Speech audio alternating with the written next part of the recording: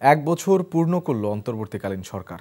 এরই মধ্যে জুলাই ঘোষণাপত্র এবং আগামী জাতীয় সংসদ নির্বাচনের সময়সীমা ঠিক হয়েছে। শুরু হচ্ছে ভোটের প্রস্তুতি। সেই সাথে জুলাই আগস্টে হত্যার নির্দেশদাতা হিসাবে শেখ হাসিনার বিচার শুরু হয়েছে। তবে সংস্কার ইস্যুতে রাজনৈতিক ঐক্যমত্যে জুলাই সনদ এখনও চূড়ান্ত হয়নি। আইনশৃঙ্খলা পরিস্থিতির উল্লেখযোগ্য অগ্রগতি হয়নি।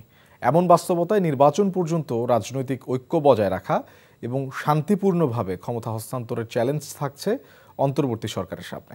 রিপোর্টে আরও জানাচ্ছেন মুকসিমুল আহসান। বান্ডেল থাকলে প্রতি সেনমানিতে টাকা বাঁচবে। বিকাশ সেনমানি বান্ডেল কিনে জিতুন প্রতি লেনদেনে। 2024 সালের 5 আগস্ট কারফিউ ভেঙে ফ্যাসিবাদী শাসকের পদত্যাগের দাবিতে ঢাকার চারদিক থেকে রক্তসিক্ত লংমার্চ গণভবনে পৌঁছানোর আগেই দেশ ছেড়ে ভারতে পালিয়ে যান শেখ হাসিনা। 1.5 দশকের শৃঙ্খলা মুক্তির দিনে ঢাকার রাজপথে নামে জনতার ঢল। বাঁধভাঙা উচ্ছ্বাসে মুক্তির জয়গানে মুখরিত হয় রাজধানী সহ সারা দেশ। তারপর 3 দিন দেশে ছিল না কোনো সরকার, বিশেষ করে আইন শৃঙ্খলা বাহিনী ছাড়াই চলছিল দেশ। এমন ক্রান্তিকালে শিক্ষার্থীদের অনুরোধে দেশে ফিরে 1 বছর আগে এদিনে সরকারের হাল ধরেন শান্তিতে নোবেলজয়ী ডক্টর মোহাম্মদ ইউনূস। গঠিত হয় অন্তর্বর্তী সরকার। নতুন বাংলাদেশের স্বপ্ন দেখেন এদেশের মানুষ। দায়িত্ব নেওয়ার পরপরই অগ্রাধিকারের ভিত্তিতে জুলাই আগস্টের হত্যা সহ 16 বছরের গণহত্যা খুন গুমের বিচারের উদ্যোগ নেওয়া হয়। 2টি আন্তর্জাতিক অপরাধ ট্রাইব্যুনাল পুনর্গঠন করা হয়েছে। মানবতা বিরোধী অপরাধের বিচার চলছে এবং তা বাংলাদেশ টেলিভিশনের মাধ্যমে সরাসরি সম্প্রচার করা হচ্ছে। জুলাই আন্দোলনের প্রথম শহীদ আবু সাইদ হত্যা মামলার অভিযোগ গঠন করে বিচার শুরুর নির্দেশ দেওয়া হয়েছে। এসব হত্যার ঊর্ধ্বতন নেতৃত্বের দায়ে সাবেক প্রধানমন্ত্রী শেখ হাসিনা, সাবেক স্বরাষ্ট্রমন্ত্রী আসাদুজ্জামান খান কামাল ও সাবেক আইজিপি চৌধুরী আবদুল্লাহ আল মামুনের বিরুদ্ধে সাক্ষ্য গ্রহণ চলছে। এছাড়া জাতিসংঘের গুম সংক্রান্ত কনভেনশনের স্বাক্ষর, অবৈধ অস্ত্র উদ্ধারে অভিযান, পুরনো শিক্ষাক্রমে ফিরে যাওয়া, অর্থনৈতিক ক্ষেত্রে কিছু সংস্কার সহ বেশ কিছু সিদ্ধান্ত নিয়েছে অন্তর্বর্তী সরকার। আর্থিক খাতে শৃঙ্খলা ফেরাতে 16 বছরের দুর্নীতি এবং অনিয়মের শ্বেতপত্র প্রকাশিত হয়েছে। অন্তর্বর্তী সরকার দায়িত্ব নেওয়ার পরপরই রাষ্ট্রের গুরুত্বপূর্ণ সংস্কারে বেশ কয়েকটি কমিশন গঠিত হয়। প্রধান উপদেষ্টার নেতৃত্বে প্রথম গঠিত 6টি কমিশনের প্রধানদের নিয়ে গঠিত হয় জাতীয় ঐকমত্য কমিশন। সংস্কার ইস্যুতে গত কয়েক মাস ধরে রাজনৈতিক দলগুলোর প্রতিনিধিদের সঙ্গে সংলাপ করছে কমিশন।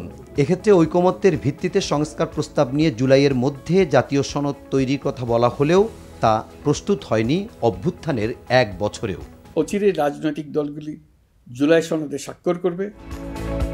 অন্তর্বর্তী সরকারের 1 বছরের উল্লেখযোগ্য কার্যক্রমের মধ্যে রাজনৈতিক দলগুলোর নেতাদের সাথে নিয়ে জুলাই ঘোষণাপত্র পাঠ অন্যতম, যেখানে অভ্যুত্থান এবং শহীদদের স্বীকৃতি, সেই সঙ্গে আন্দোলনকারী ও হতাহতদের পরিবারের সুরক্ষার কথাও বলা হয়েছে।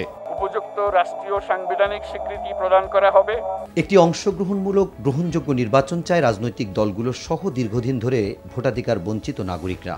তবে কতটুকু সংস্কার এবং বিচার সাপেক্ষে নির্বাচন হবে তা নিয়ে রাজনৈতিক শিবিরে মতবিরোধ গড়িয়েছে রাজনীতির মাঠে।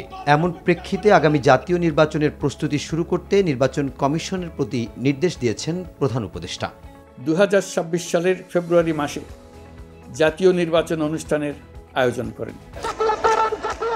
গত 1 বছরে সরকারকে সবচেয়ে বেগ পেতে হয় আইন শৃঙ্খলা পরিস্থিতি সামাল দিতে। দাবি আদায়ে বিক্ষোভ দেখা যায় সচিবালয়, শাহবাগ, যমুনা সহ বিভিন্ন স্থানের সড়ক আটকে। আইন নিজের হাতে তুলে নিয়ে মব সহিংসতাও দেখা যায় হরহামেশা। আজকের থেকে দ্বিতীয় অধ্যায়ের শুরু। প্রধান কাজ হলো নির্বাচন সুন্দরভাবে করা। তবে নির্বাচনের জন্য কাঙ্ক্ষিত পরিবেশ তৈরি, বিশেষ করে আইন শৃঙ্খলা পরিস্থিতি নিয়ন্ত্রণ করে জনমনে স্বস্তি ফেরানো, সংঘাত এবং সহিংসতা নিরসনে রাজনৈতিক ঐক্য ধরে রেখে সুষ্ঠু নির্বাচনের মাধ্যমে শান্তিপূর্ণভাবে নির্বাচিত সরকারের কাছে ক্ষমতা হস্তান্তরের চ্যালেঞ্জ থাকবে অন্তর্বর্তী সরকারের সামনে। Muksimul Ahsan, NTV news, Dhaka. Bundle থাকলে প্রতি সেনমানিতে টাকা বাঁচবে।